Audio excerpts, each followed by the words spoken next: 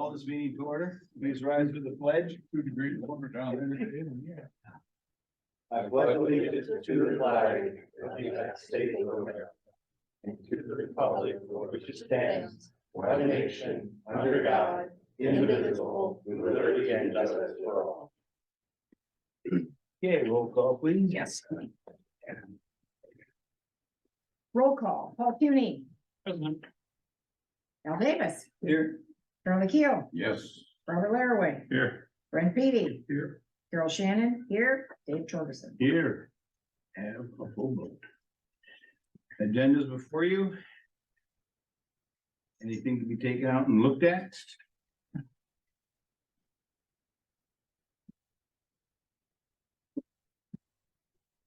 Okay. Seeing anybody have anything to add? No, okay, then it'll stand as unanimous consent. Consent agenda.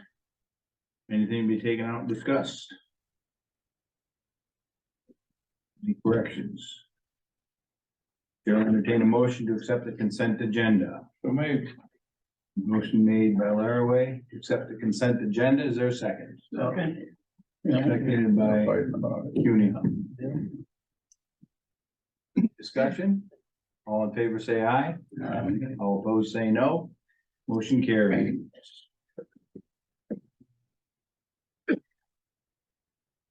Okay. Here we go. We have committee appointments to be made tonight, but before we get to that, I wanted to point out something that I was remiss in our last council meeting about. We have to have an agenda.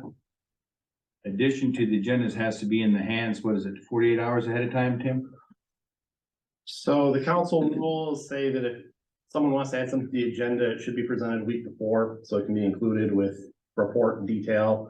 If it's done at the meeting, it does require 2/3 vote at the meeting To add it, to add it, yeah. okay. So properly, what should have happened last week is when Mr.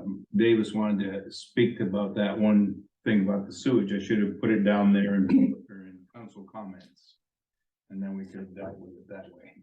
Because we didn't, because then we could have voted that way. So I made that mistake. So we're all reminded of that. Okay? Committee appointments, we have, how many, Tim? So you have 2 terms on the planning commission that are expiring, Amy Irvin, the planning commission chair, and Tom Corser, who is our airport manager. I spoke with Tom last Tuesday at our planning commission meeting. He said that he enjoyed his service, but is too busy and would like to step off, especially if we have an applicant, which we do. Terry Berenger, her and her husband Ryan live down on Clubhouse Drive. She applied for this, actually, I think all 3 boards. For the zoning board of appeals, we have 1 term that is coming up. Greg Belcom is an incumbent. He has to be reappointed. And on the board of ethics, we have 1 term, Aaron Williams, who's an incumbent who also has to be reappointed. Members of the board of ethics are not allowed to serve on any of the other committees. So that makes it pretty easy. That's was what I was kind of getting at. You want to This is bearing your, appoint Carrie to the planning commission and the incumbents across the board. that's my suggestion to meet with the approval of the council. Yes. Sounds good. Okay, let's make it so. Welcome aboard, Carrie. All right. Village manager.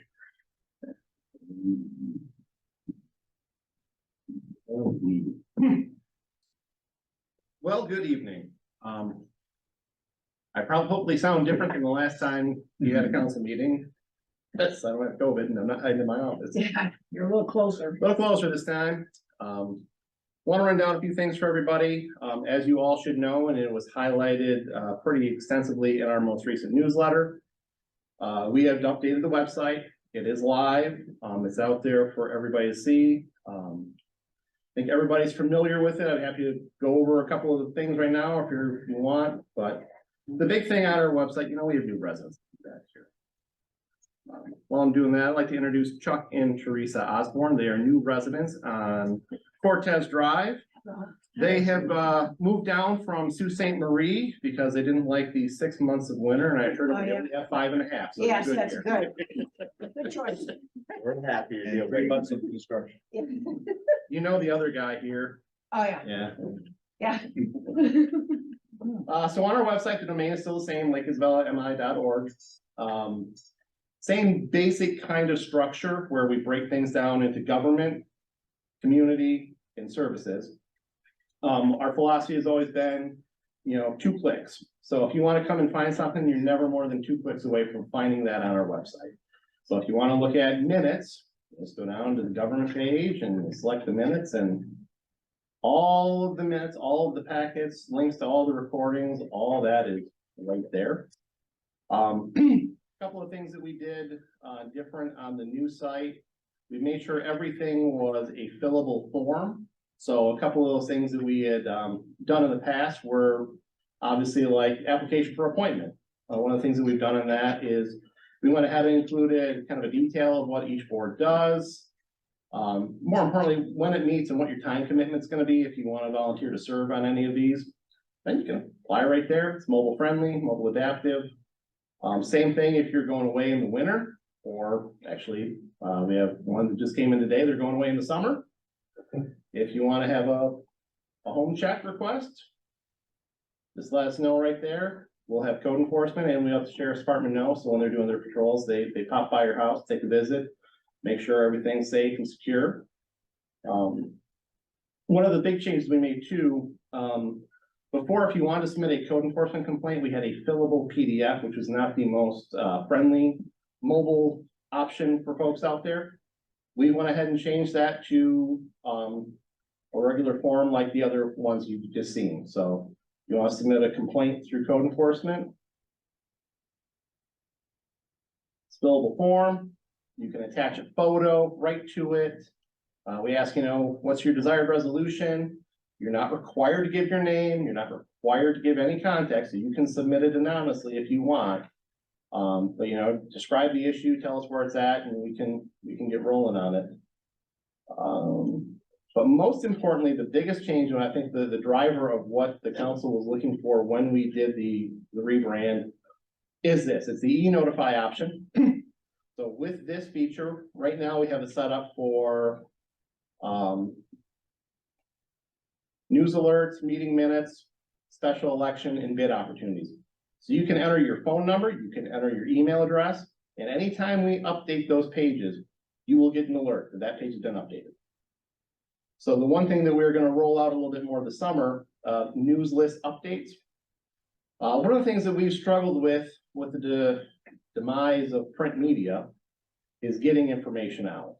So it's our hope that with the latest news feature here, we can be able to kind of essentially do a weekly update or update things as they happen, so people can stay informed of, stories that may have once been in a newspaper.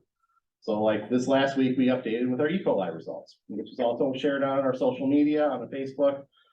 So we had enough rain that we actually had our first high reading of the year, which was at the Roland Road Bridge.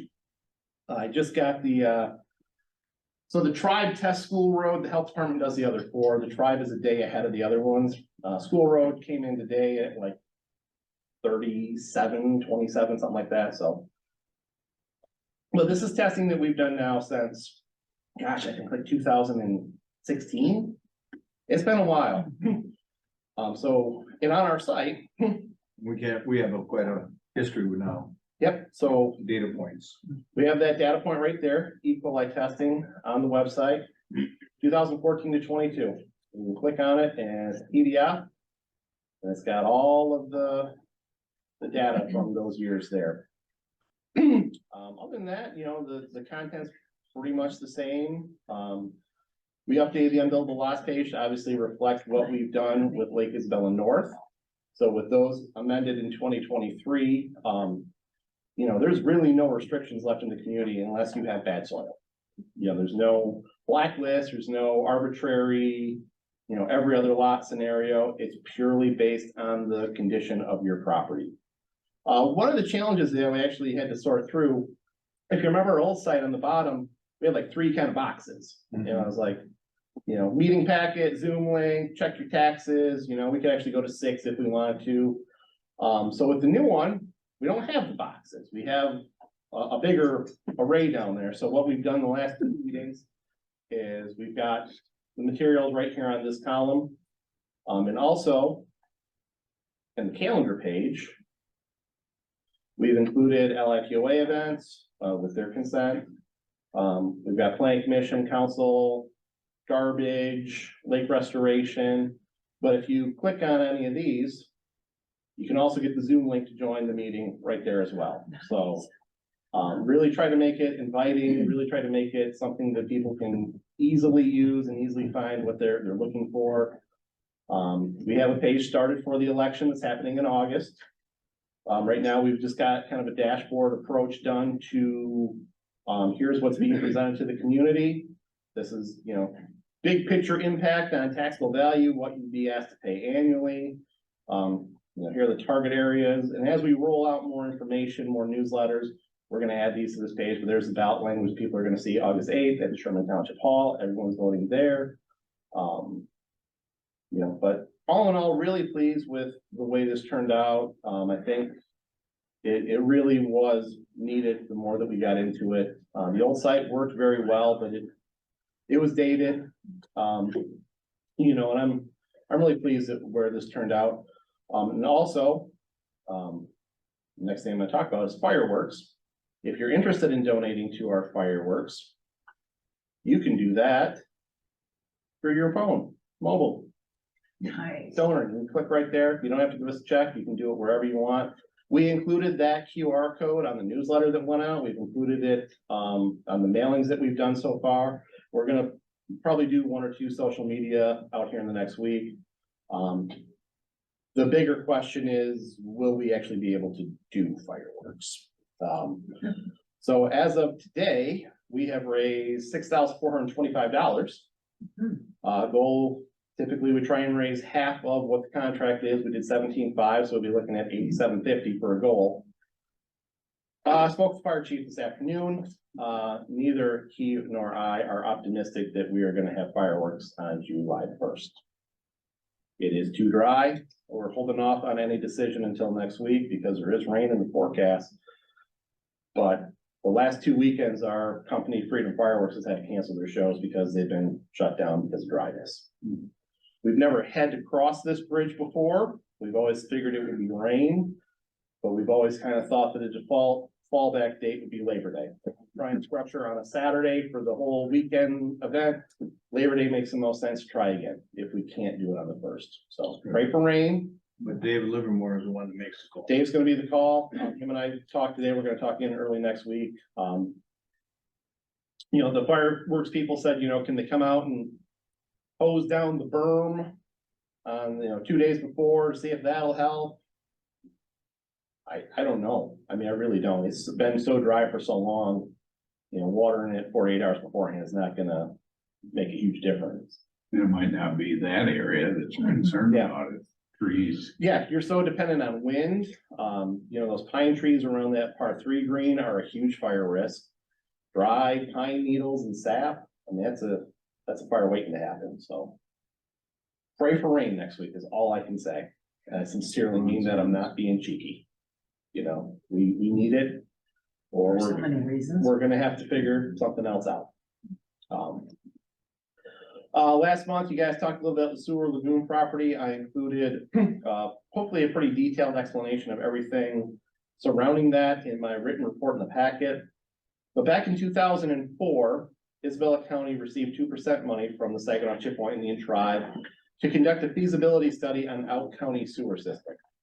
And what that survey feasibility study found in 2004 was that it's not feasible to hook Lake Isabella in with Wademan, Coldwater Lake, and Beal City for a couple of reasons. One, REUs, they're like 2/3 of what we would be. So we're substantially bigger. We would be substantially more infrastructure. I think the cost was like 14 million for us and like 6 or 8 million for them. But more problematic, in my opinion, are the economics of it. Lake Isabella has a high per capita income, a high medium household income. That negatively impacts your ability to score on grant funding and loan funding when you do a project like this. So if we were to be included with Wademan and Beal City, who also have a mandate from the state of Michigan, that would adversely impact how the USDA could look at the funding for them because it bumps the per capita income and median household income up. So it's a pretty complicated scenario, and absent a mandate, you're not gonna get any substantial funding at this point in time, for a community of our size. When we last looked at any type of sewer project, it was just the south half of the lake. And that project was about 4 million. We got grant funding of 1 million essentially out of that 4 million. So 3 million, the REU cost was between $14,000 and $16,000 per REU. So that's residential equivalency, so per house. That's on, not even factoring in the monthly O&M, so your monthly 50, 60 bucks a month to use the system. And that had like 24% of the people in that part of the village support it, you know.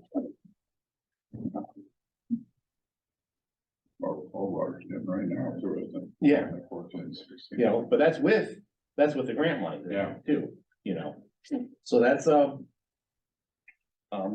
big difference in costs, you know. And that was a system, that was the cheapest system too, so we were doing what was called the step system. So a step system, you would still have a tank on site that we would pump out solids every 2-3 years, whatever. And have a grinder pump, and it would pump the liquid to the lagoon property for treatment and disposal. So that was the cheapest system that we could engineer at the time. And, you know, that's still 14,000 to 16,000 per property.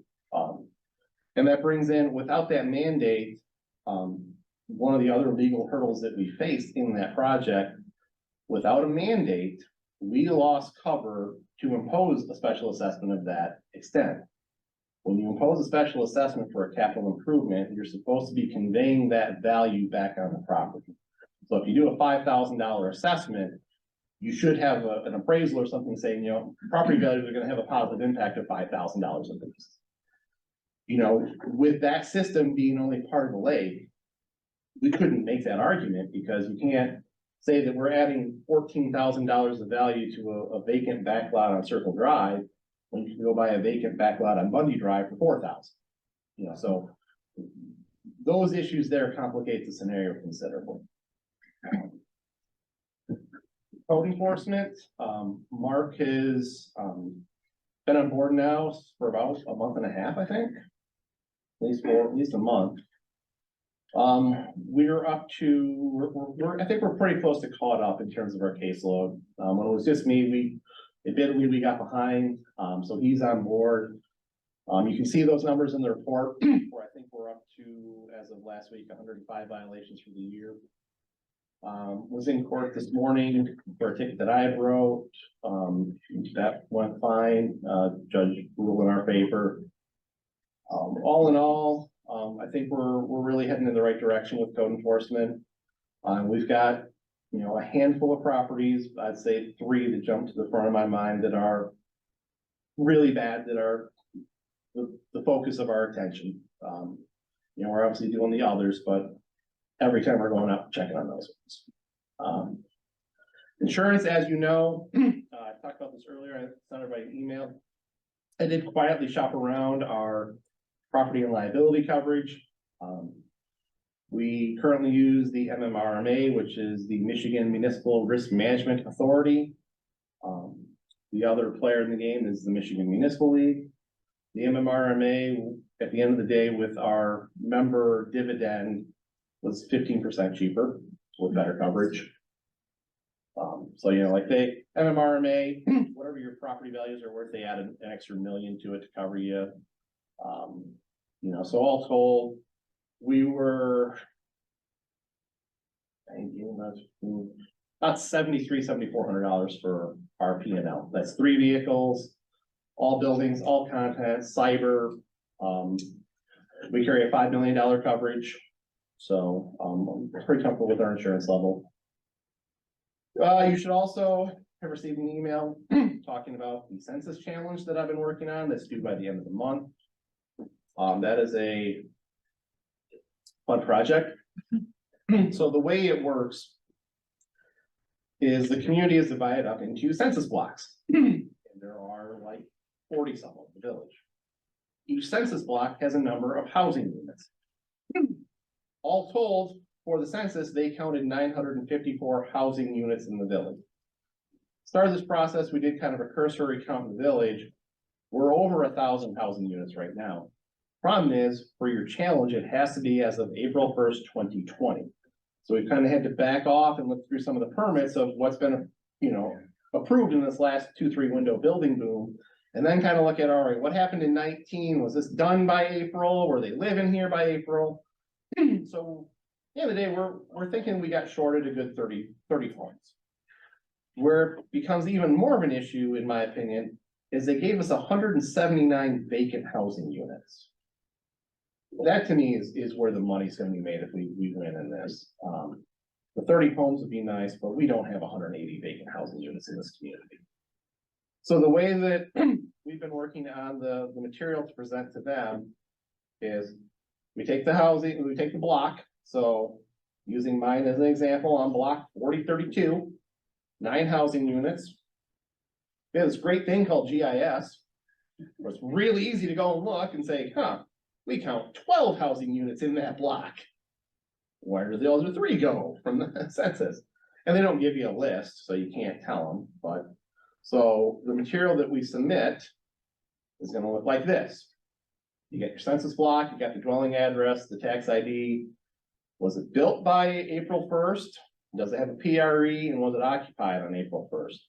And the PRE to me is the important one, because if you've got a primary resident exemption, it's not vacant. I mean, that's a crystal clear thing, that that's not a vacant dwelling. So hopefully, when we submit the count and include that supplemental information, we'll looked at a little bit differently on that vacant housing count too. To get to 2,000, which is the number we need for that 10% bump in our street funding, if our 2.34 people hold per household, we need 76. 76 between ads and non-vacant. And that's just based on the fact that you go door to door. Yeah. You know, They just guesstimated. they didn't even go door to door, yeah. That's what I mean. You know, they did it all through the postcard, whatever it was, see that mail. And the wording of that postcard is what I think put the screws to us, because it said, where you're physically at on March whatever. It's like, no, it's where you reside. It's not where you're physically at. You know, with so many people of ours that were, Down in Florida. down in Florida, during the first 2-3 weeks of COVID lockdown, that was, we knew when that happened, we were gonna be behind the 8 ball. There's no other way to say it. But it does bring up an interesting point. Let's say we challenge, let's say we get close. Let's say we end up at 1980, our official number was 1829.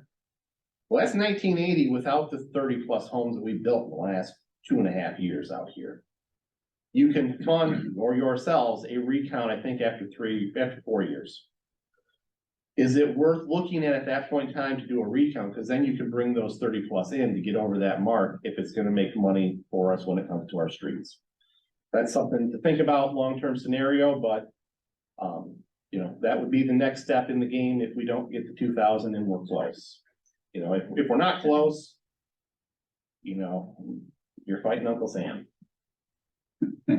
Okay, in the recount, can we go door to door? Yeah, you'd have to. Well, then. I don't think. And you could also do it, Election. you could also do it at a time of year when people are here. Right. Right. You Like can- fireworks weekend, Yeah. Uh-huh. Labor Day, no. So that is the extent of my report. You're gonna hear enough from me tonight on the budget, so. Any questions? Okay, thank you, Mr. Wolf.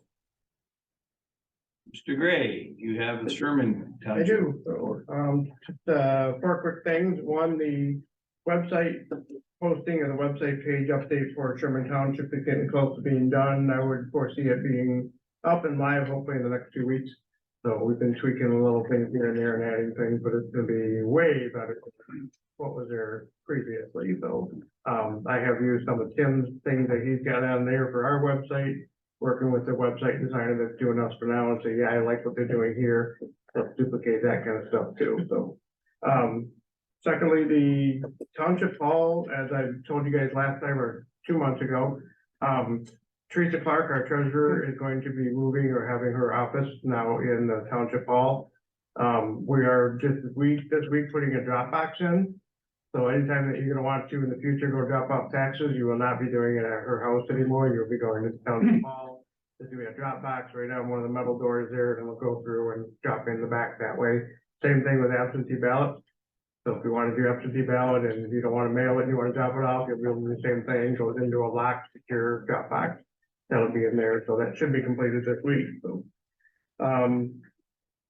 What was the other thing I had here? Credit card processing, we're still working on doing that stuff too. I've been working with Tim and Jessica and a couple of banks to get it to where if you want to pay your taxes online, or with a credit card, that will hopefully will have a link on the website for you to be able to go to that and you'll be able to pay your taxes and stuff like that right online. We're also thinking about expanding it, so if you wanted to reserve or rent the hall or the pavilions in Sherman Township Park, you'd also be able to pay for it that way too, online. And then lastly, the new two coming up, upcoming events. June 27th, there is a circus going on at Sherman Township Park. They're gonna have like a 300 square foot tent there, a bunch of your food goodies and some stuff like that. It's not gonna be the full rides and stuff like that that you would normally see at a fair. This is just gonna be more the entertainment under the tent kind of stuff. So, with that coming up, we've actually just last week, as we had redone the park, we had that third of a mile walking track that's in there now. What we did is we ended up putting a whole bunch of new posts in along the main driveway there because we don't want people driving with the heavy vehicles over that $120,000 investment of asphalt. So all the posts are being already put in and we're gonna string some chains through there too, but there'll be some walkways through there for any future events coming up too. You'll be able to park in there, but trying to keep people from going over the walking path themselves. We're also gonna continue to try to use some more ARPA money to do some lighting for that. Like in solar lights, stuff like that. So if people wanted to go walk at dusk or something like that, that we would have solar lights that would light up the path all the way around. And so, and then July 7th through the 9th is Wademan Days, Sawdust Days. They're gonna have fireworks and do that. It's just the normal annual events that they'll be having. There can be the truck pull, et cetera, that going with all that stuff too. That's all I have. Thank you. All right. Question on the, Yep. the treasurer moving the office to the township hall. Mhm. Are there any plans to have it open any specific hours other than the Dropbox? It'll essentially be by appointment only. So Okay. basically, you would call her and talk to her, and if you want to go in and meet with her, she would meet you at the township hall. So there's been some incidents where she's not felt safe and secure at her own house. And that's what basically had gotten this whole ball rolling that way. Well, I don't care about the reasons. I just wonder about the availability, so. But it'll have to be by call. Yeah, she won't have, well, I don't believe there's gonna be normal hours there. Now that doesn't mean that maybe time for taxes being dropped off and stuff like that, that maybe she would be there for doing that kind of stuff too, but as I of would right think now. it's there'd all be a good. minimum hours, at least once or twice a week that she would be there. That'll be up to her, whatever her requirements are to do, then she'll have to meet those requirements, so yeah. So, but as far as I know right now, it'll be by appointment only. Okay, thank you. Any other questions? Okay. LIPOA report. Don't see one. Okay. We go down to public hearing. And item number 6, resolution 2310. I think that's probably numbered, is that incorrectly numbered here? Resolution 2310 is. I mean, on the resolution. So. It says 2210. Oh, and yeah, I thought. That was DeLorean, went back in time. Yeah, there we go. All right, Things were better back in 2020. No.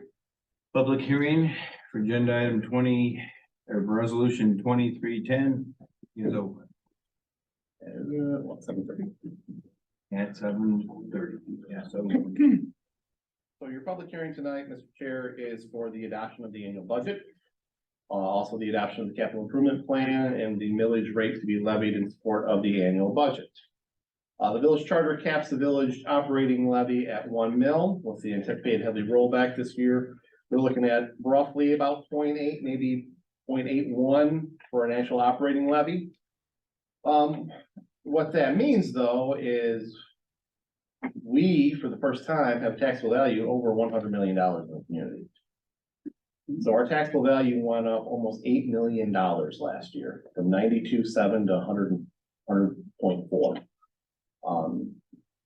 Reflective of that building that we've seen in the south end. So since 2020, we went from 82.9 million to 100.4 million. That's a big jump in a short amount of time, and it reflects the 30+ homes that we've seen developed in the community at that time. Our equalized value is up to $121.5 million. Nice to see getting a little bit of a cushion between those two numbers now, where it's down at 82.6%. We had a good cushion built up prior to the 2008 economic meltdown that the world went through, where we saw that gap shrink to 91%. So as you know, with Headley under Proposal A, your taxable value is capped at the amount it can increase unless you transfer the property or do improvements. It's your equalized that is more reflective of the market condition. So we had built up a little bit of a cushion prior to 2008. So we were at 79, 82, and all of a sudden we're at 91, 91. So that helped because we didn't see really any noticeable reduction in our property tax capture. Conservatively, when we did the lake restoration stuff, we looked at basically that window of including the 2008 saga and decade afterwards, and it came out to about 1%. So conservatively, when we put the numbers together for the lake proposal, we went with that 1% increase because we had 3 bad years to factor in. As the only window up there that we had a bad window to factor in. So but you're seeing a 5.8% jump in taxable this year, 3.8 last year.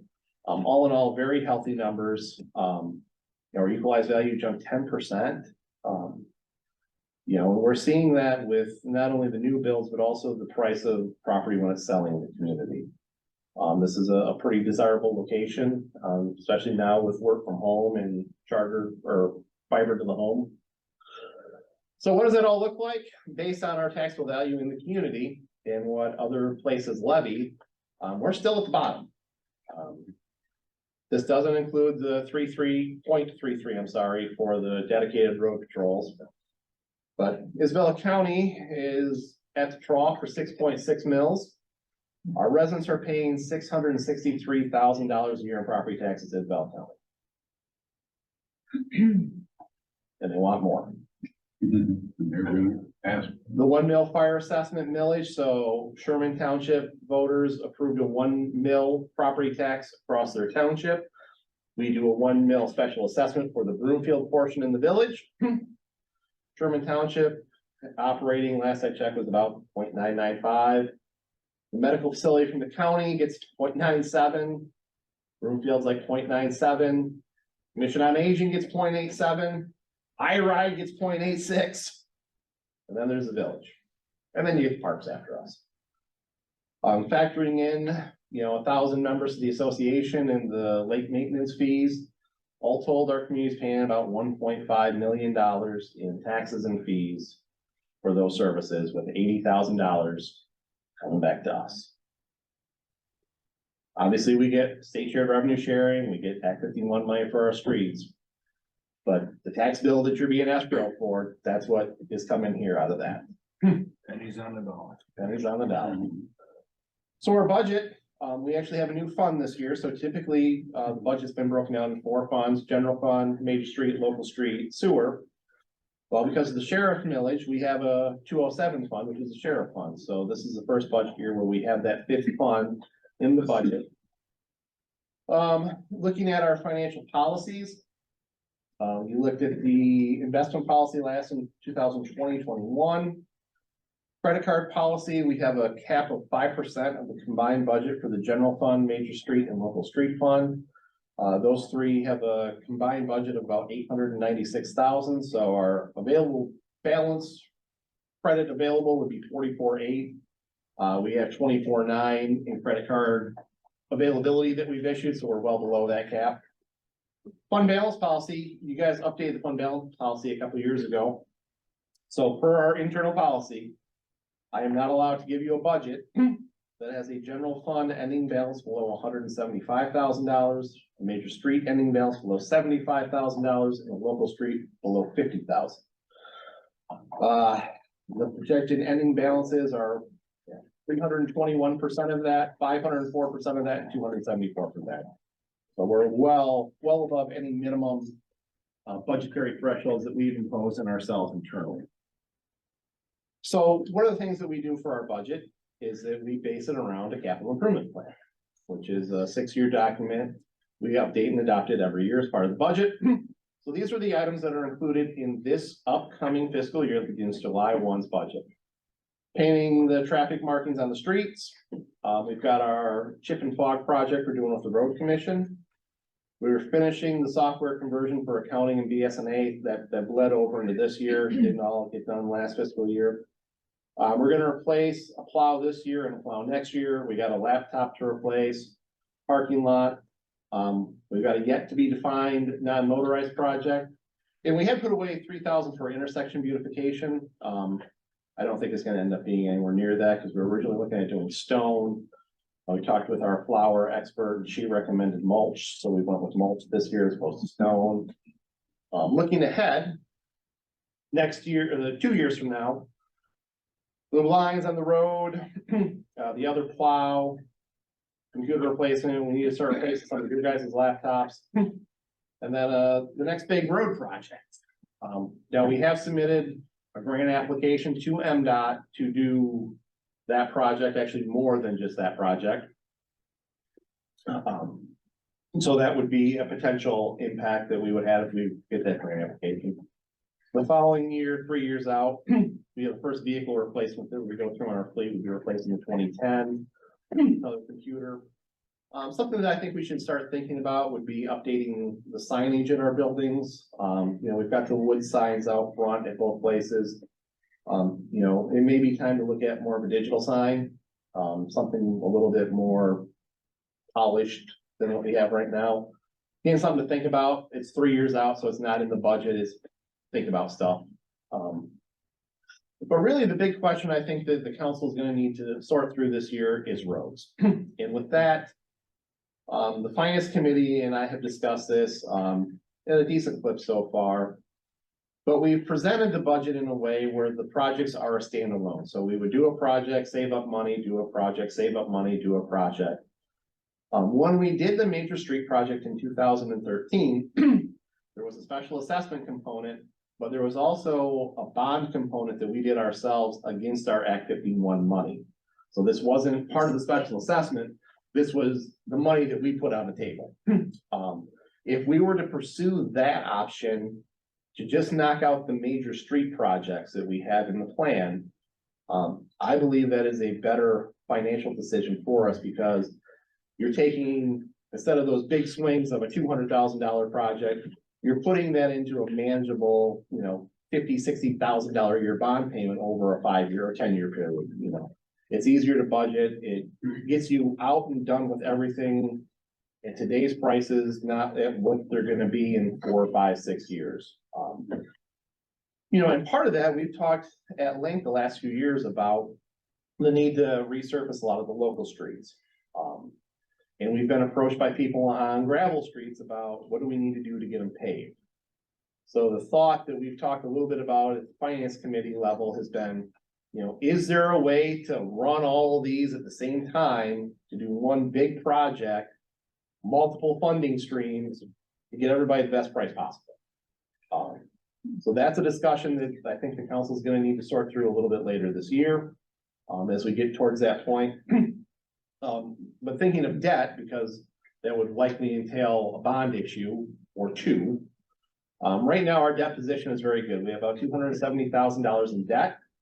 We have refied that as recently as 2021, and when we did, we shortened our debt period down to like 2023, 2024, and chopped like $52,000, $53,000 off of our total obligation in terms of principal and interest. That was our second refi that we did.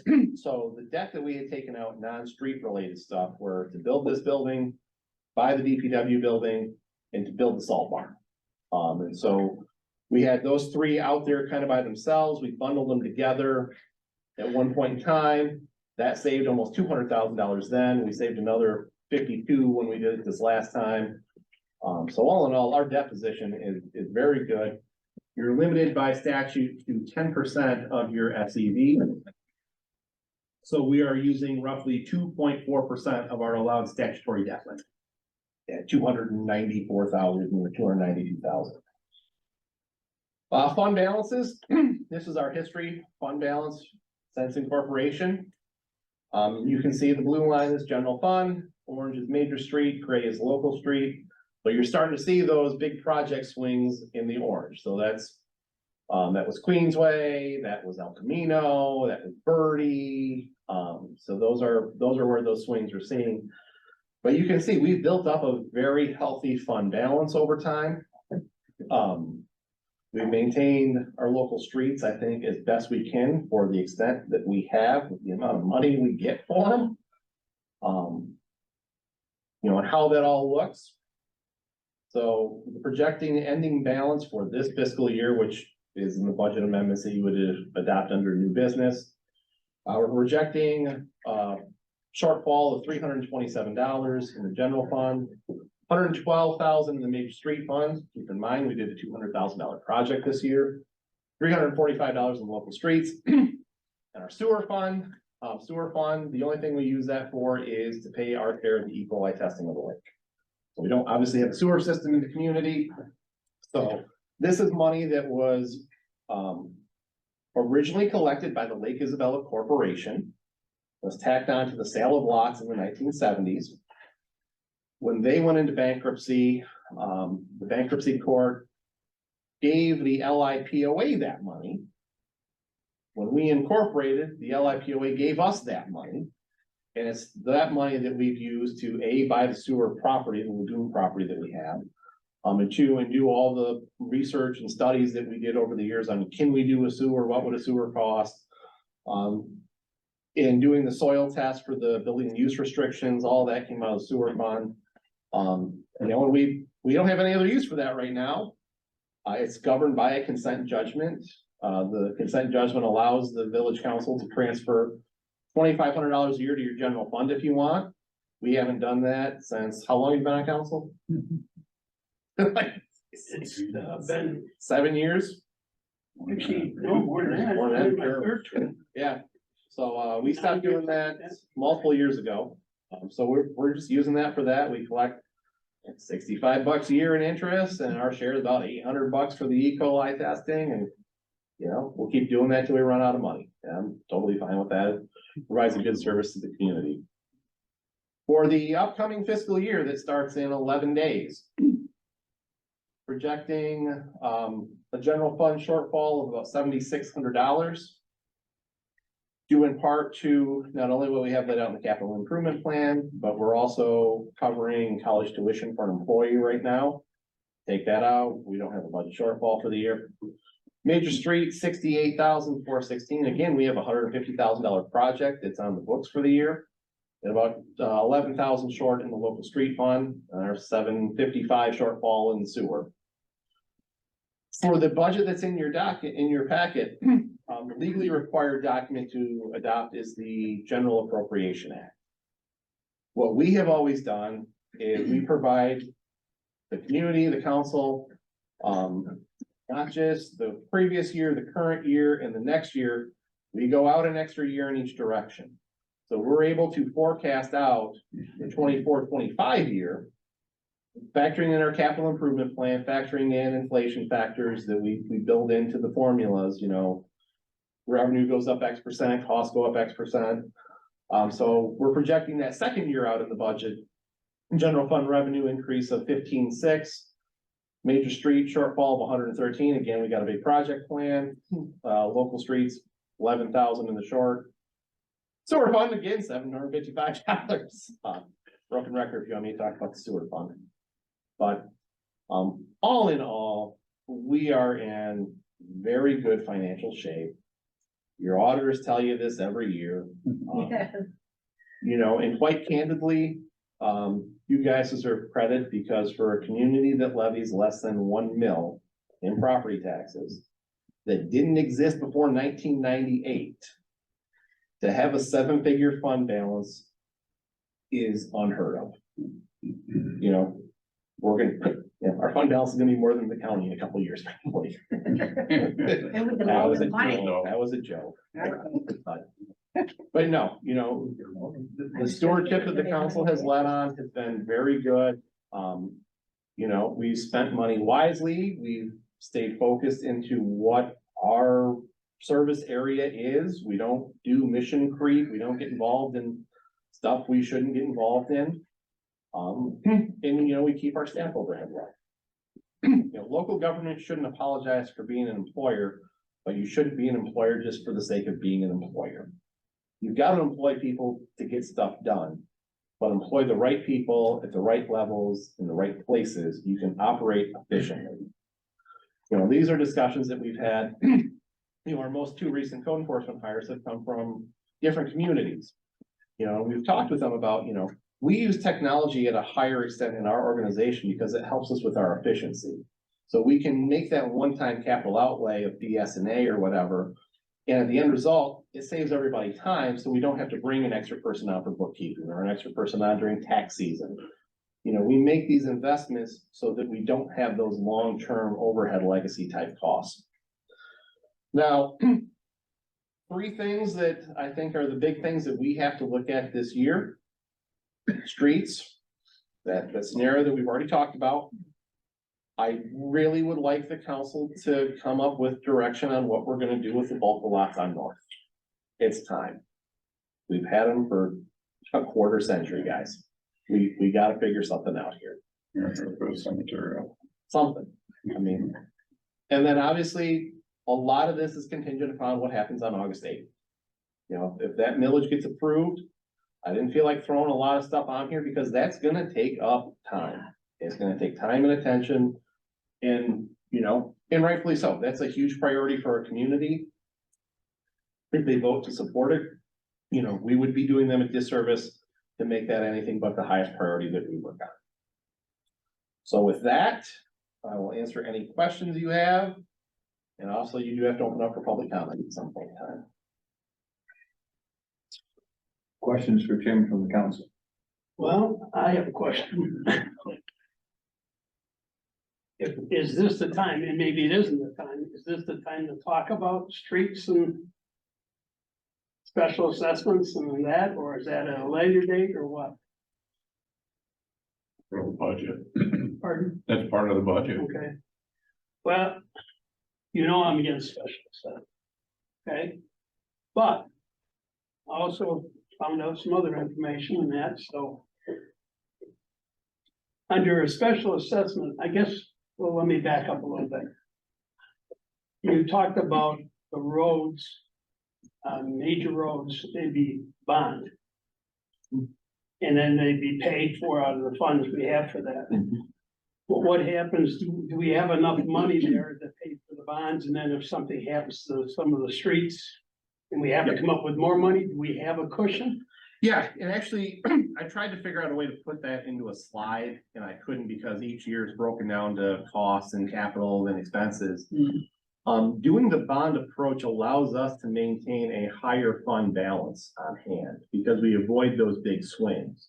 So doing that fund balance at the end of, I forecasted out for like 7 years, we would have a fund balance in the major street fund of over 400,000, where if we did the big project, say a big project, we'd be at about 250. I mean, there's a noticeable difference on that end in terms of the cash on hand.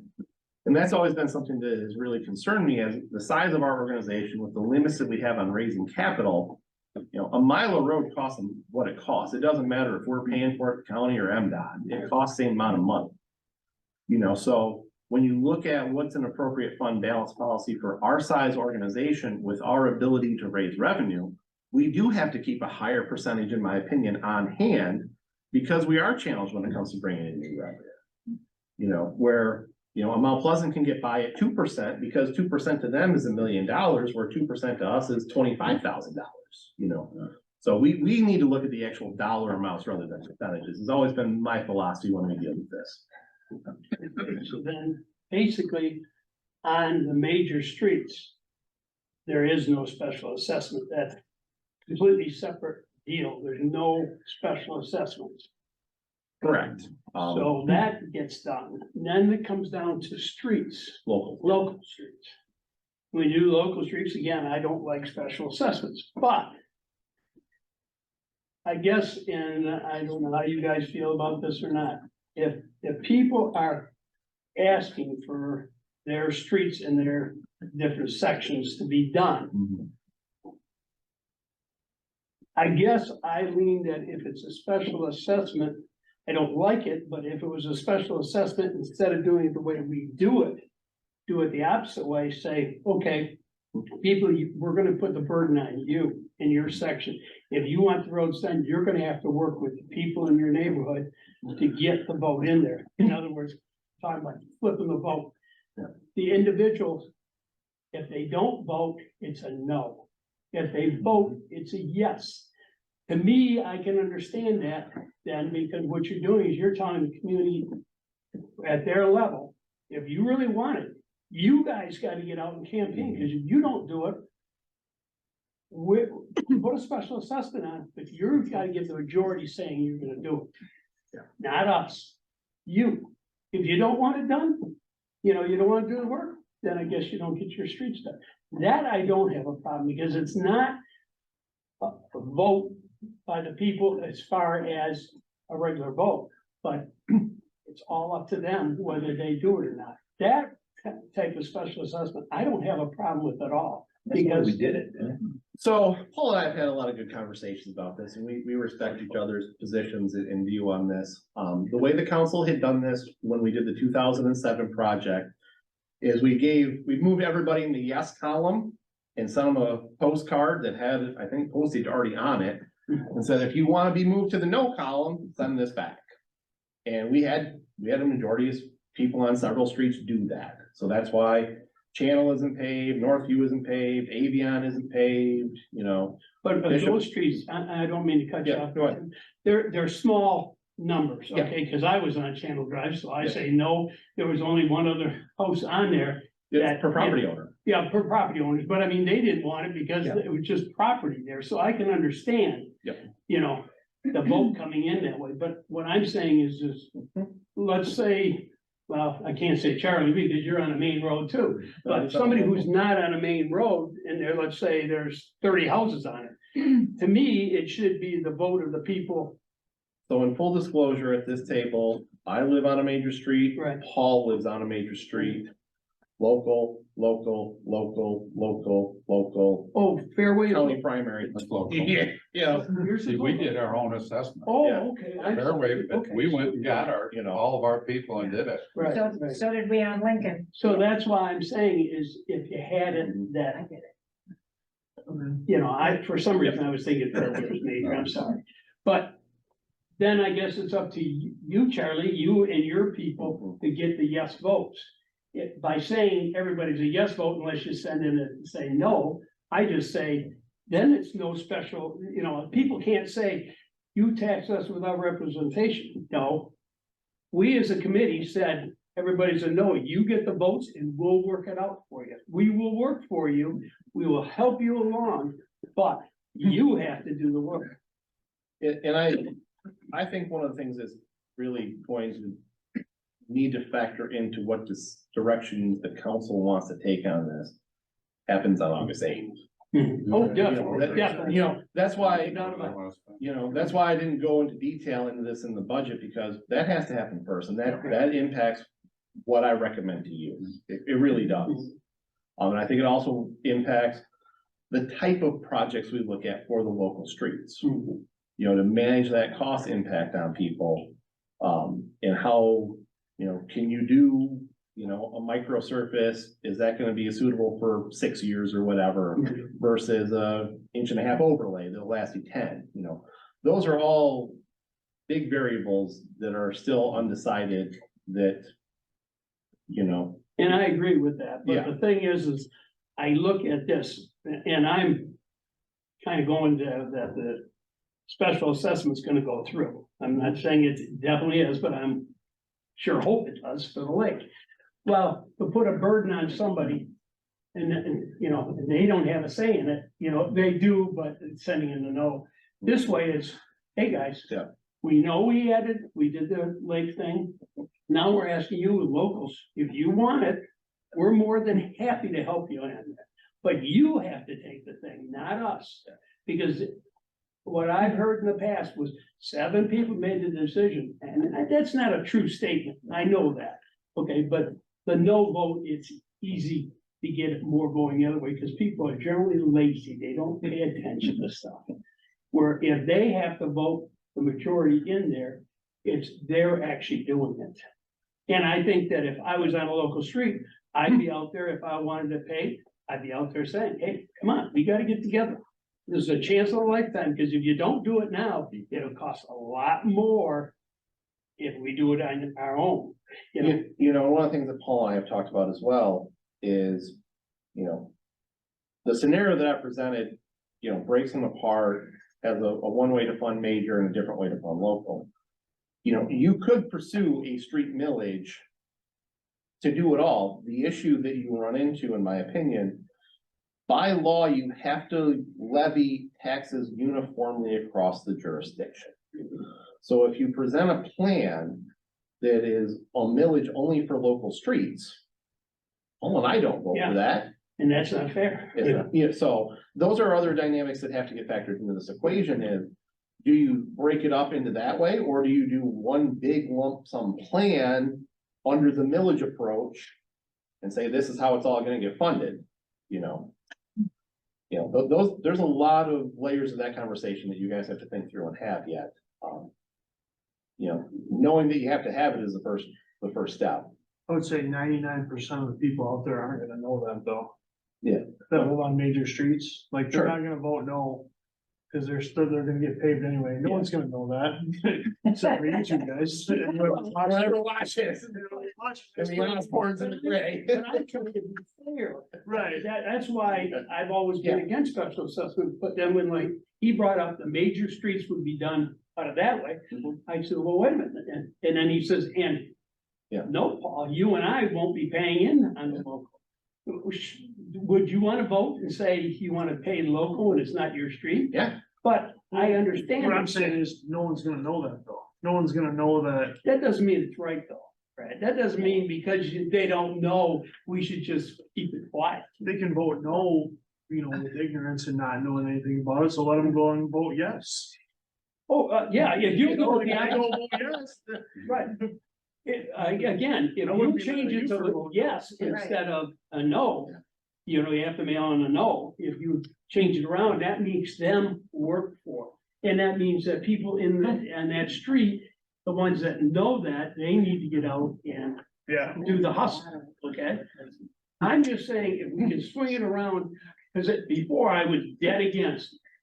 Remember that, 8 years is no assessment, if it's special assessment, I'm out. Tim and I were talking and I said, you know, that's interesting how you're thinking of changing it around now, do a little bit different. And then I said about the local streets and he said, Paul, I'm not saying I agree with you. Yeah. I'm saying you bring it up. Let the council decide. I'm not saying one way or the other, and that's okay. I said, that's fair, that's fair. I'm famous for saying ultimately that is a council decision. Correct. You know, and another thing, you know, there's a lot to chew on here. Do you as a council wanna do any type of targeted community feedback before you get too far down that road and what plan you wanna advance, you know, and when, you know, we were a very early adopter of an asset management philosophy for our streets. And we did that by the book, we had everything planned out and under, you know, asset management by the book. You're trying to do the right fixes at the right time, so you maximize the length of that asset. Well, when it came time to talk about that with the streets and saying, here's the right treatment we need to do right now to make this last 40 and 50 years. We got said, we wanna do that. The street's fine, especially based on all the crap we gotta drive on that's maintained by the road commission. Our streets are great. Like, okay, you know? You know, so just because it's the right thing at the right time by the book, doesn't mean it's the right thing that the people wanna see done. It's something we need to understand. How small of a percentage? Well, the houses and the people in the village, how small of a percentage are renters? You know that? No. I can probably tell you in a week and a half when I get done with the PRE stuff on the census challenge, be the best count I can give you. Well, the last time we went on the local streets thing, as long as it was ago, what was it, 14 years? 2007. Yeah, okay. Our population of occupied lots is really jumped up, which makes more people concerned with what that road is in front of their place. You're right. Where before there was a lot of empty lots. I got the lot so I can go fishing and I don't care what the other ones. So it's a bigger percentage of people that are gonna say, hey, I want my road smooth like you guys.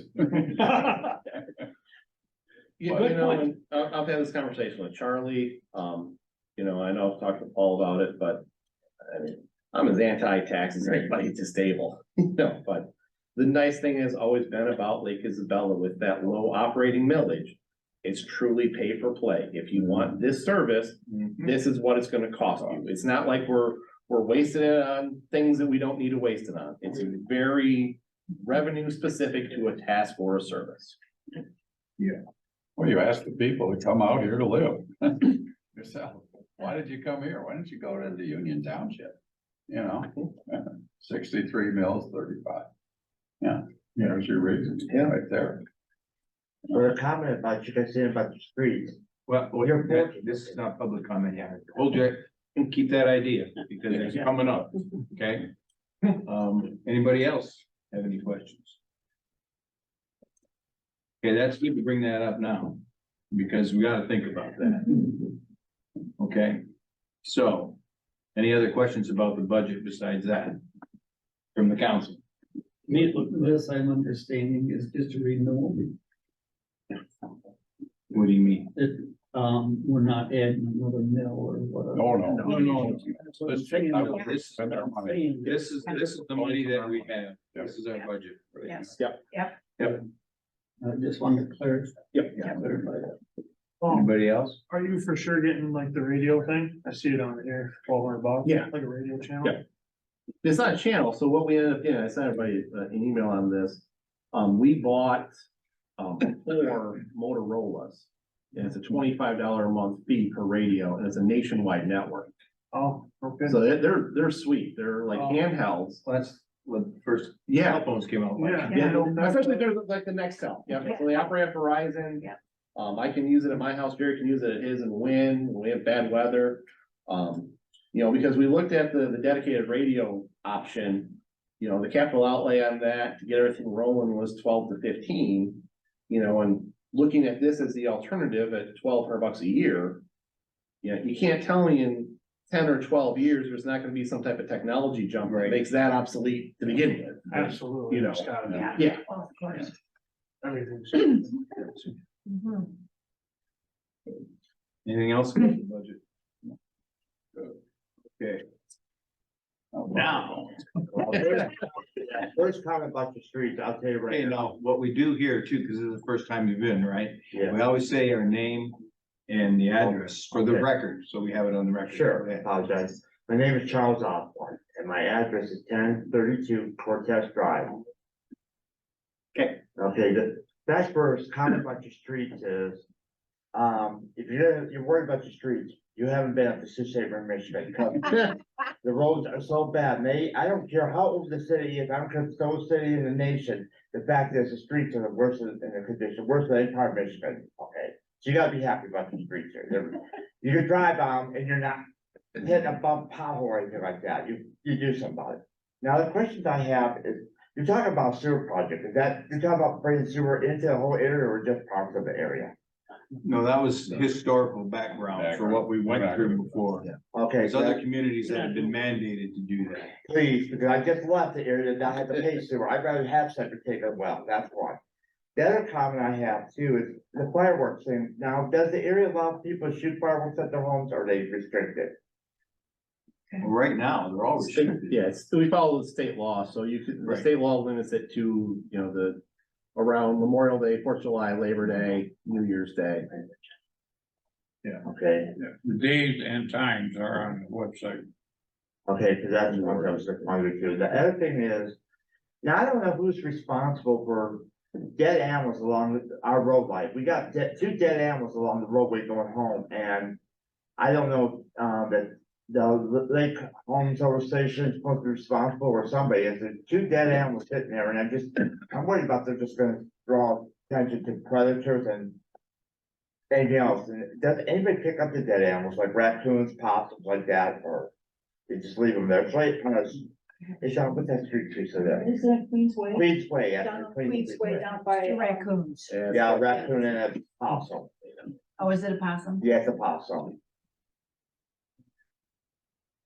Yeah, we don't. No. I mean, if it's like a deer carcass in the road, we don't get it, but That's okay. yeah, we don't. And the answer to your question is nobody. Yeah, Nobody, so, I carry a shovel and I remove them if there are no cars coming. I put them off the side of the road. right, I know, but does anybody just, I mean, it's kind of, you No, drive by, yeah, it's just, I don't know if the Department of Natural Resources is supposed to pick them up or not. Prisoners. Yeah, That's we what don't have county enough. uses, We prisoners. need jail, that's. That was deer over there. That's Okay. deer carcasses, yeah. I'm just worried about disease and stuff like Yeah. that. Yeah, good point. Any other questions about the budget? The only other one, well, the budget is. See, that we're on the budget now. If you have other comments, there's another public comment section. Okay, that's Okay. fine, no, that's it, that was what I was asking about, thank you. All right, Thank you. thank you.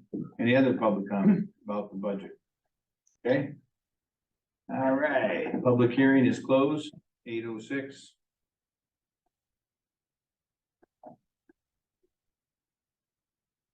Any further comment from the council, any discussion? Okay, seeing none, and Chair will entertain a motion. I make a motion, we accept the proposed 2023-24 budget. So Rick, Resolution 2023-10. got it, yep, okay. Motion made by Keel to accept proposed resolution 2023-10. Is there a second? Support. Robert Laraway, support. Further discussion? Seeing none, roll call, please. Charlie Keel, Yes. Robert Laraway, Yes. Brent Peavy, Yes. Carol Shannon, yes. Paul Cuny, Yes. Al Davis, Yes. Dave Torgerson. Yes, passed 7-0. Okay. We have money to use. Now it's public comment again, if you had other public comment. What, yeah, I got one again. We're gonna limit you. I just got a question about where we, in fact, we live on Cortez, and I just talked to Tim a while back about this. There's an old trailer that nobody's living in, so I'm afraid it's a fire hazard and it is a eyesore. Is there anything gonna happen to that? Are they finally gonna do something about it? That's what I'm wondering about.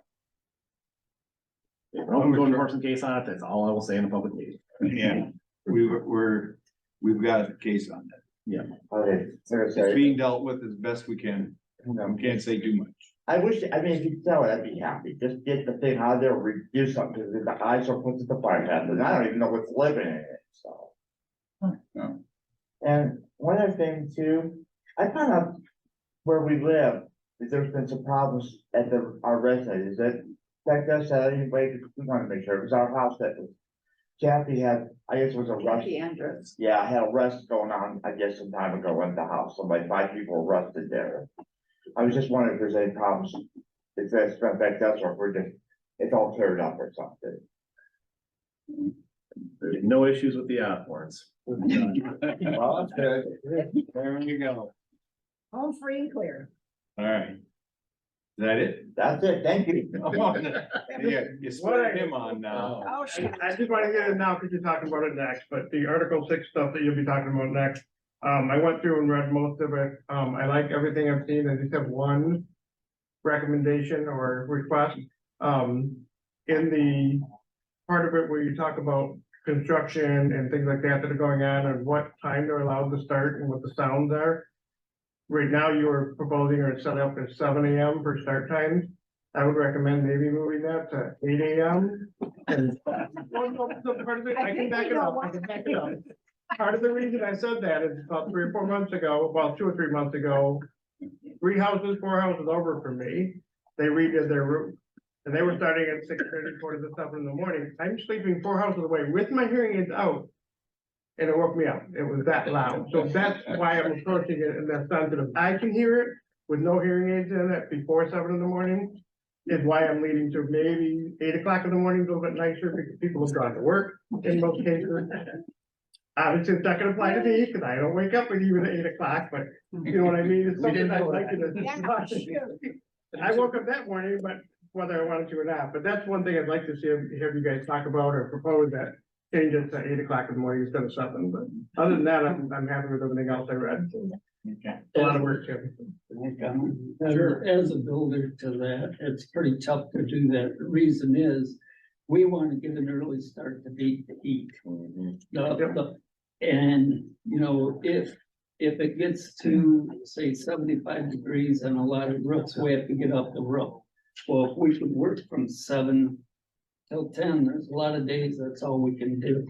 But if you back that up and we lose another hour off in there, sure, it's an inconvenience, but every building site's an inconvenience to somebody.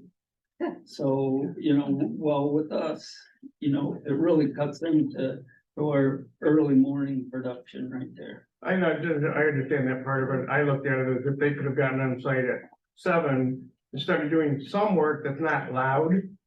You know, I'm serious. I Do can you only want us to imagine add that to the ordinance, no loud work before 8? if it woke me up 4 houses away with no hearing aids in, what would the neighbors that are right next door to this thing do? At 6:30, 7 in the morning, so that, I just want my 2 cents in and what They'll you be guys. ready for work. I understand Nell's point, I do, but You invent a quiet hammer, we'll all buy one. That was good too. I said my piece, take it from there. I didn't think I'd get anywhere with it, but I figured I'd be like. He is an optimist though. Okay, existing business, Article 6. So you guys have taken the first swing at the bat in all sections of the Article 6 update. You've got that in front of you. I've got a handful of comments that Bob has shared with me. Couple of things that you say, you know, written and sworn, you know, make those jive. And the noise one says 200, but the number says 300, so That- figure out which yes. one of those I you're already gonna have roll those with. right here, you'll know. But whenever you guys are satisfied with the document, it does need to be introduced, a hearing has to be held, or you can take action on it, but don't do that. So you finalize whatever wording you wanna make in it, so. This is the wording that's been, sent through once with, you know, the only change I made, was the 200 to 300, which is something that does need to be sorted out because they're conflicting in the draft. And that was based on some of the feedback that I received, mainly from Mike Ferrello, concerned that 200 feet for amplified sound would be, you know, insufficient when he can hear golfers on the golf course at his property, so move it to 300 feet. I don't think either one's really, you know, a big difference either way, so, but I think Bob, you had some comments to share. Bob? Did you make notes when I shared them with you? Yes, so, his notes. I did. In the animal control section, Please. need to be consistent and say written as opposed to one says written and one says sworn. So change those both to written will be my, the 200, 300. You know, either way is fine by me. I think 303 is fine, I think 203 is more. The other one, Travel within the village, I'm trying to find it, I didn't write the page down. Okay. Travel within the village, letter C. Following manner, colon, and then there's nothing following it, it's just D, E, F, G. So I think they need to be, I'll give this to you, you can have this. is that in the truck routes perhaps? It's the only place jumping to Truck my routes, mind. yes, it That is. would make sense to have Yes, routes in the village. truck routes, that's it. Do we know what page? No, Okay, me either. 108. Oh, very good, thank you. Friday, investigators are to accomplish in the following manner. Is that where you wanted to start? I think. Yeah, it's 108. I got 108 or 16. Yeah, okay, do you see what I'm? I got you, See, Bill. got it? Okay, I'll give that to you. All right, Yeah. and then J and K don't fit the format either, so you wanna look at all that. I'll give you this whole piece of paper. Yeah. Just- Yeah, All right. yeah, I know where it's at there too. I'm just looking at the other stuff. And then. When you're done with that, I have one more. Got it.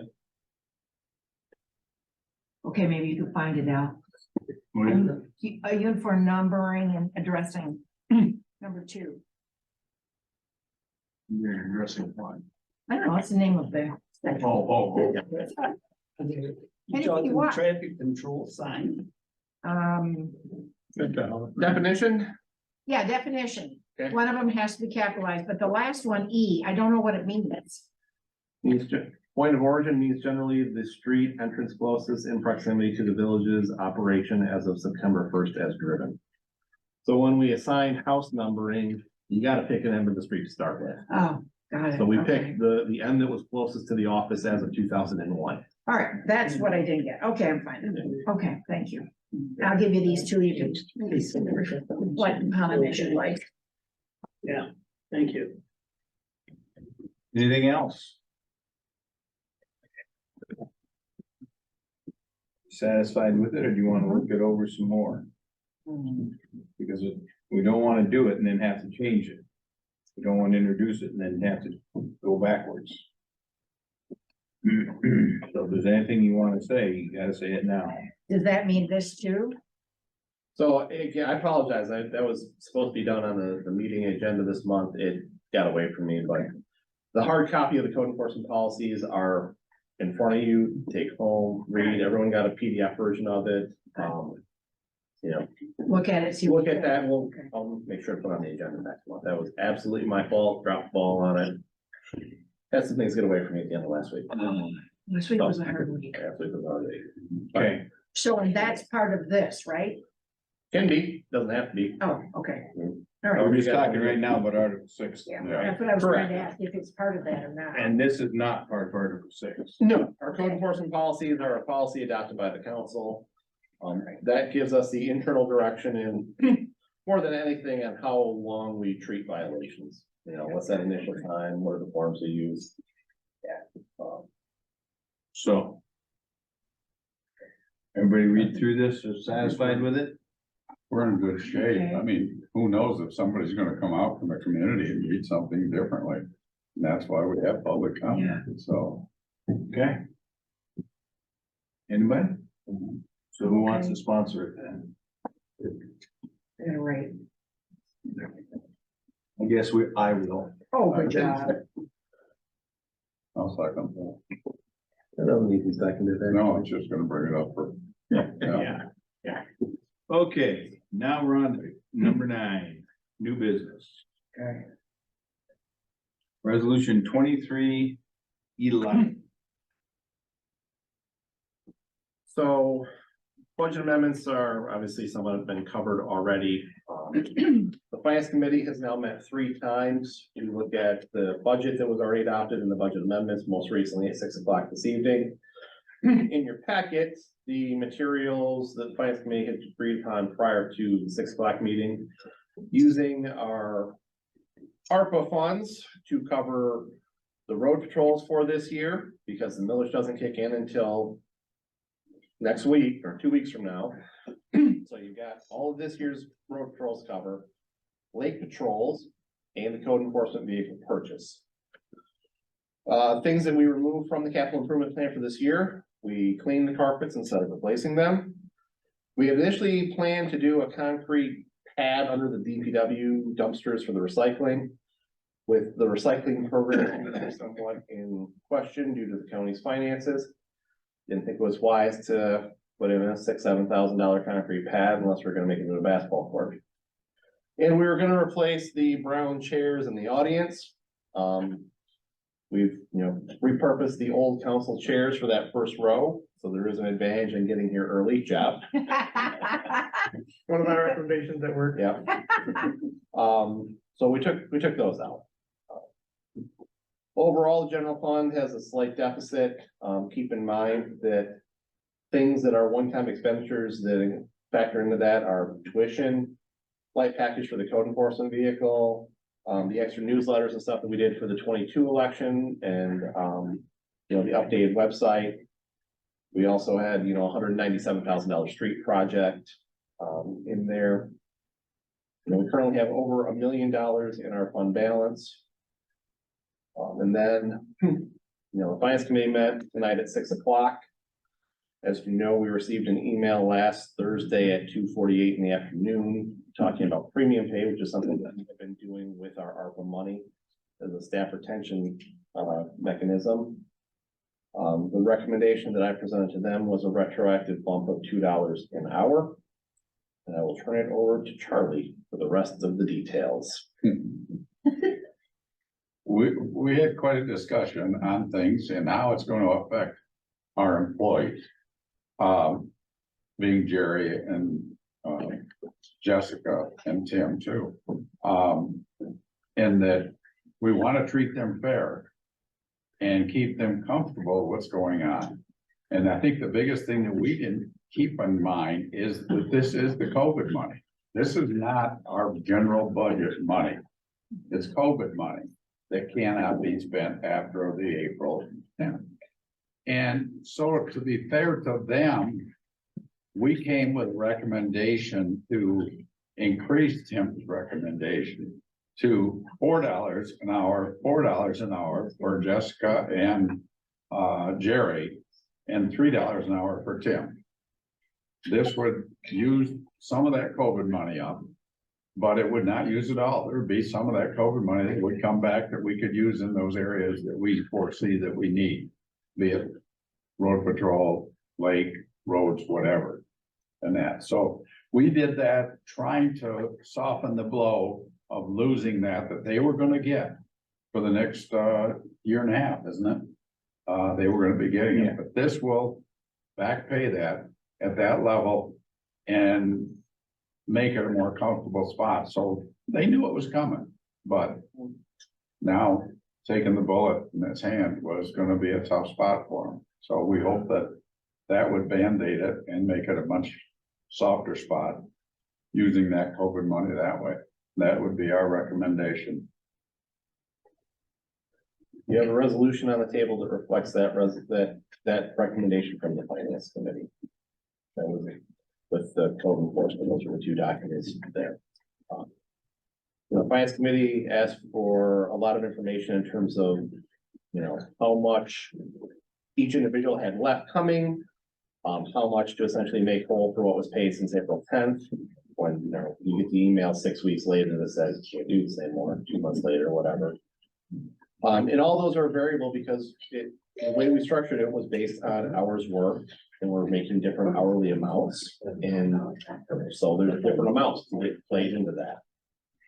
For me to not have to pay anything back, the amount is, about $1.50 an hour. I made the $2 recommendation to soften that impact in terms of the finances on the other staff members.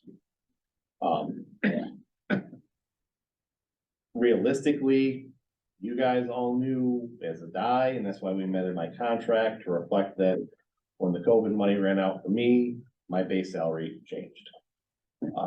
Jerry, even with the current comp plan, can be made whole. Between what he makes now as a base and the premium pay, I have that ability to do just straight base for him.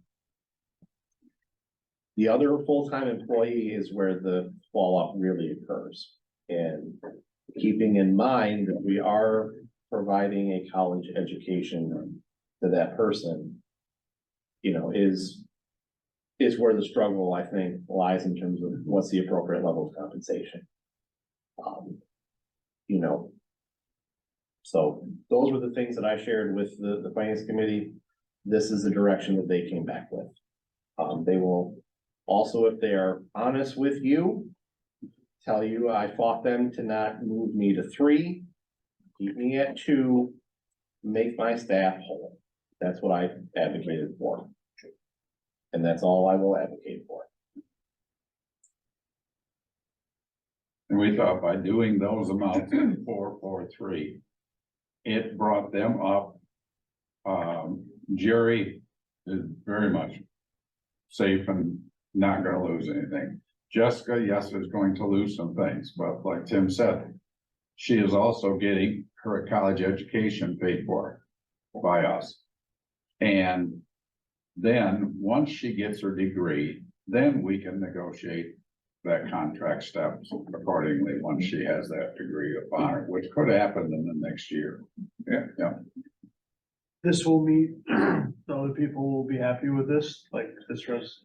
So I've candidly not spoken a word beyond the council and my wife about this, because Jessica is in Europe on vacation. I did not feel that it would be great to dump this on her on a once in a lifetime trip. And knowing that. I saw the Eiffel Tower. Water. You know, and I knew with Jerry that the end result, I have the flexibility in the budget and with our current policies without any amendment, that he would not be negatively impacted. So I didn't feel the need to bring them in on this discussion. The reason I ask, I think, you know, if it's money well spent, then absolutely, but like, if we're gonna pass it and then people still weren't No, happy with it, then.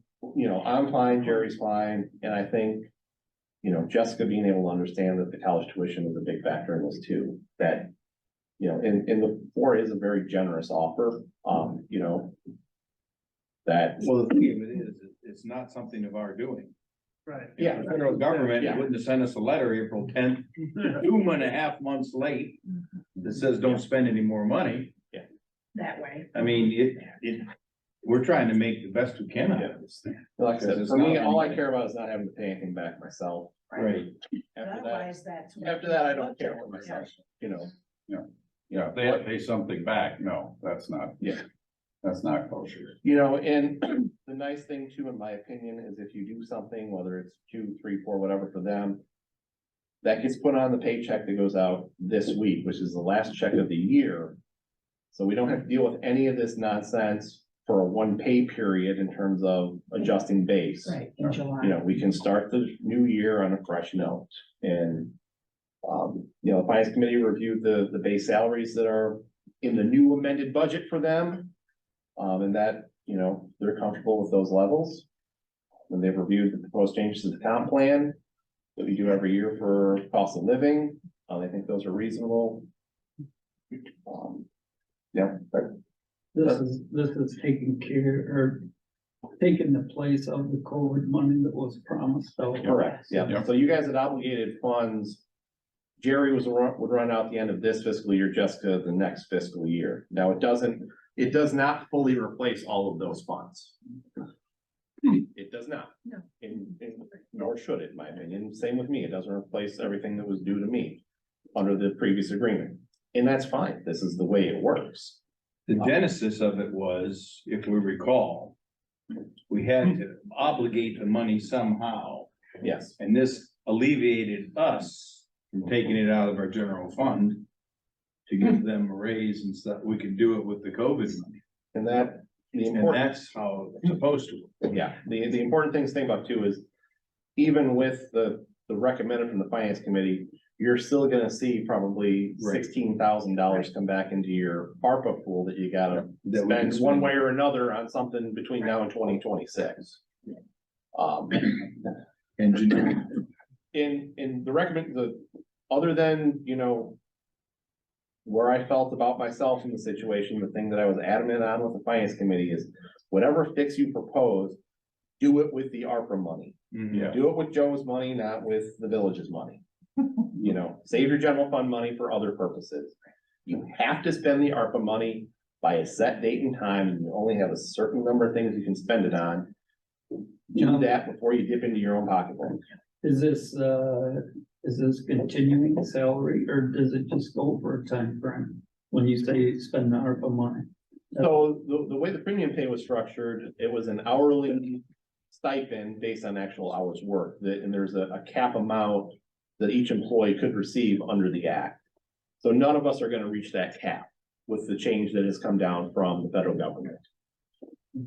And that's the reality of it. Right. You know, so be it. And that's how we'll end up with the extra money. Correct, Yes. because originally we had budgeted that out, maxing it out over the life of the time you can spend it. With the end of the public health emergency on April 10th, you can't spend it on that for work done after April 10th. You can spend it on work done before April 10th, which is why you can do it retroactive. Okay. Cool. Everybody clear? All right, so I'll make a motion to take resolution 2023-11. motion made by Keel to accept resolution 2023-11. Which one? There's two of them. Oh, Yeah. The year-end budget amendments, Yep. is that what you mean? With the recommendation from the finance For committee. the finance recommendation of the 443. Right. I'll second. right, back up. I missed the first, back to Charlie was the, Resolution 2000, right. Go ahead. 311 with the budget amendments Okay, and their salaries. and then Brent is, Brent is the second. got it, okay. Any further discussion? Bob, you got a question or anything? No. Okay, Roll call. yeah, roll call, please. Robert Laraway. Yeah. Brent Peavy, Yes. Carol Shannon, yes. Paul Cuny, Yes. Al David. Yes. Are you okay over there? You're having a hard time? He's been drinking water. Voice changing. I know, Charlie Keel, Yeah. Dave Torgerson. Yes. Motion carried. Okay, sorry, Thank you for supporting your staff. it's important. I might tell Jerry this way, or thank you for planting flowers. Yeah. They're beautiful. He doesn't need a card. Okay, Okay, so, on to proposed resolution 2312. So annually, the village must certify compliance with Public Act 152, which is the Public Employer Health Care Act. Under the act, there are three options available to the village for compliance with the act. Option A is a hard cap, which based on the recent years, because it's all adjusted for inflation since 2011 or 12. That would be $7,702.85 for a single policy, $16,109.60 for a two-person, or $21,007.83 for a family. Anything that should say above, not about the cap, is paid for by the employee. The village has always maintained the 80-20 option. So the village picks up 80% of our health insurance costs. Staff picks up 20. The other option is to exempt by a 2/3 vote of the legislative body. It's gotta be done every year. Historically, as I've mentioned, the village does the 80-20. And looking at your fellow public sector employers in the realm of local government, the village of Shepherd also does 80-20. Isabella County, the Road Commission, and the city of Mount Pleasant do the hard cap, with the employee contribution between 10 and 15%, depending on what the policy they choose comes out to be. So when we talk about this as the finance committee, obviously recommendation is to maintain the 80-20. But also when you look at the comp plan adjustments at the end of the meeting, keep in mind that your competitors that are paying relatively the same wages are asking for less in health insurance contributions. So that makes that pill, I think, easier to swallow when you adjust the comp. 80-20 to me is fair. It's what the private sector, I think, requires out of their employers or employees for the most part. And I really don't think it puts us at a competitive disadvantage at that level. Yeah, I don't think any of us are gonna leave because we have to pay 20 instead of 15% of our health care. Good. So, When you look at the new business on here, number 2, why is MDOT in there?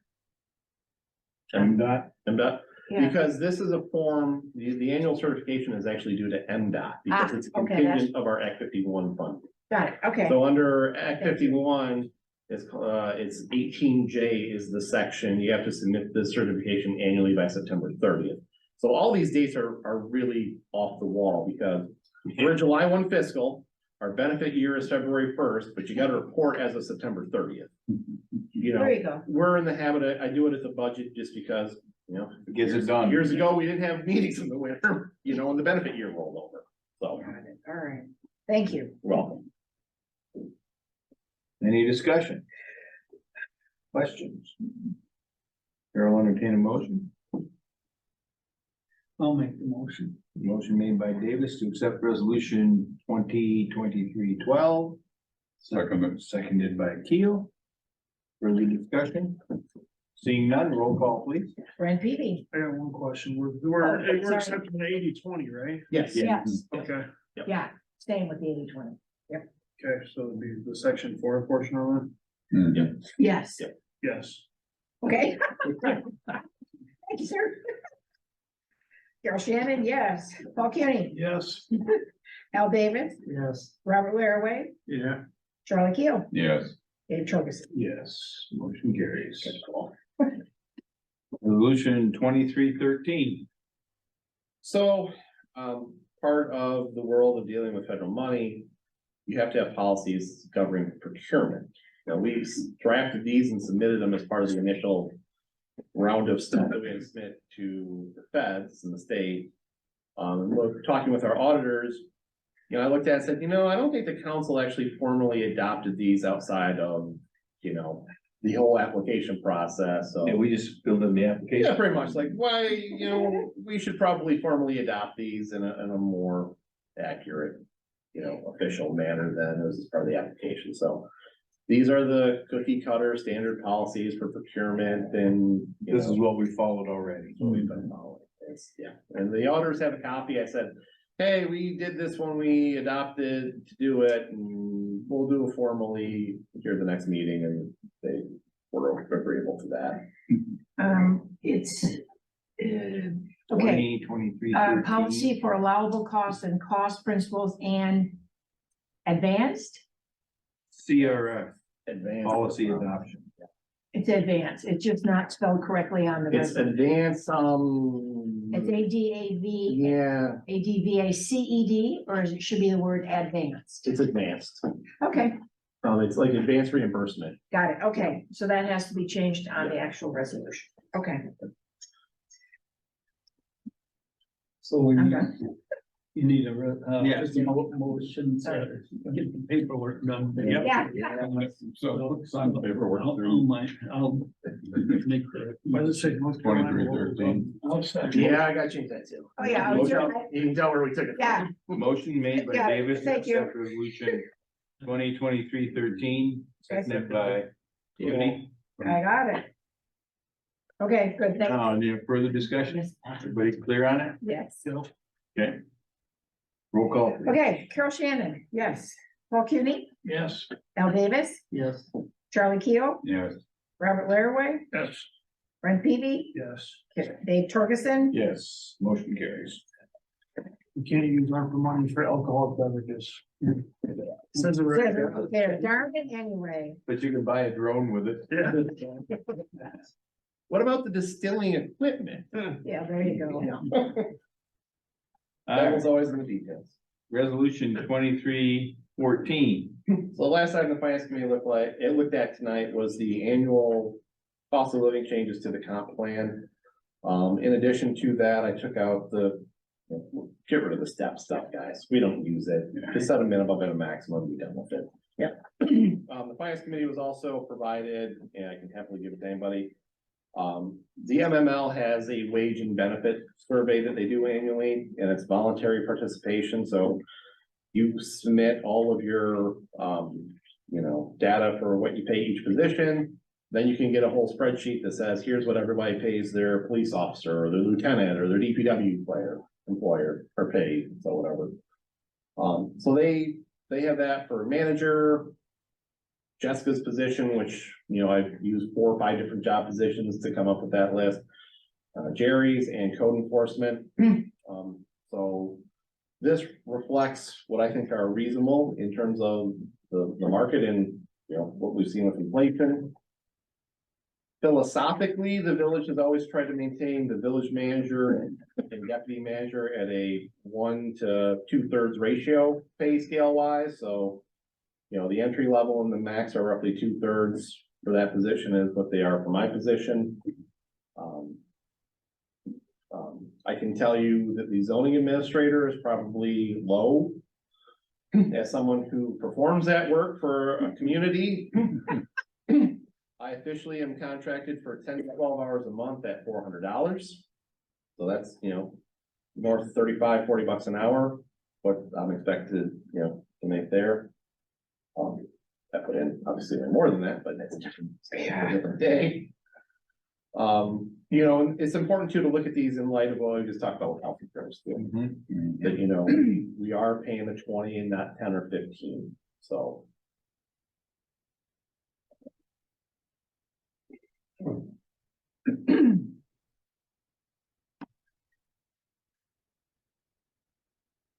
Okay.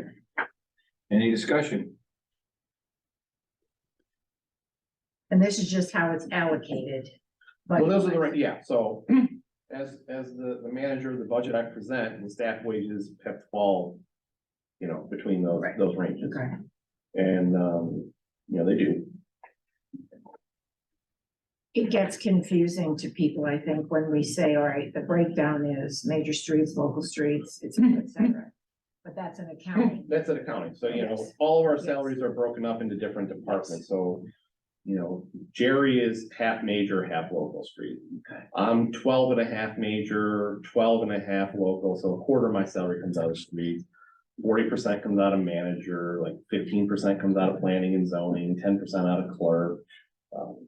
That's like schools did it. Judge. Yeah, you know, so it reflects basically the work that we do in our Right. position. You know, Jessica is like 40% clerk, 40% treasurer, 20% administrative assistant. Okay. Any questions? Seeing none, Chair will entertain a motion. I'll make a motion that we accept resolution 2023-14 for the compensation plan adjustment. Motion made by Larry Way to accept 2023-14 compensation plan amendments. Plan amendments. Is there a second? I'll second it. Seconded by Keel. Further discussion? Seeing none, roll call, please. Paul Tierney, Yes, Al David, joking, You need water? somebody's gotta slap him on the back. yes. I get your water if you need Al, it. Al's a yes, right? Okay, thank you. Charlie Keel, Yes.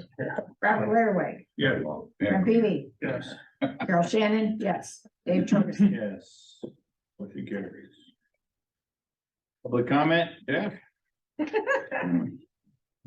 Oh, it's still 7 o'clock, I'm Council sorry. comments? Yeah, no. None? Announcements? When, the next, Next lake committee meeting is next Wednesday, 4 p.m. 4 p.m. and then there's in July, there's two. Yeah, so we have July 19th and I want to say like July 27th. 19th and 27th, I think you're Yeah, right. so you got a morning each day at 9, one of them's at 4 and one of them's at 7. Yeah, Yeah. 19th is 4, 9 9 and and 4, 4, yeah, because it's a Wednesday, and the next Thursday is 9 and 7. 9 and 7. It'll be a good time for us to go to that. And then the picnic is July the 15th. 15th. Would I- Many of us aren't gonna be here. Right, would I comment on I will that? not be there. No, I will not be there. it would be my recommendation, and I don't know if we need to talk to George or whatever, but I don't think a general presentation would be wise, because you have people asking questions Yeah. at varying levels of understanding. So if we had a table with brochures and a person to answer an individual question, I think is much more effective. Yes. However, I am unavailable. But it's still a good idea. Thank you. You're good, thank you. I appreciate it. That's a great topic for the 28th. so. Okay, good. We Yeah. talk about that then? Okay, Got it. All all right. right, anything else? Announcements? Seeing none? Frank Lorraine. All right, got it. Seriously. I know, for so many reasons.